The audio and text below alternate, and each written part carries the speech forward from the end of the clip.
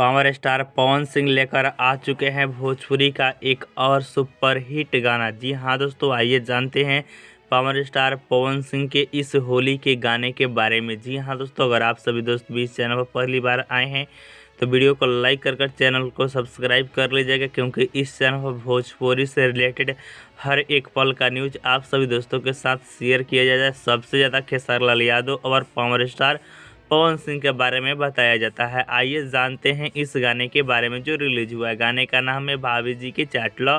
Singer है power star Pawan Singh और Shivani Singh ji. Music है प्रियांशु सिंह जी का। गीत लिखा है निक्की नियाल और नवनीत सिंह जी। जो एक्ट्रेस पवन सिंह के साथ दिखाई दे रही है उनका नाम है चांदनी सिंह जी। और इस गाने को रिलीज किया गया है angle music official YouTube channel पर।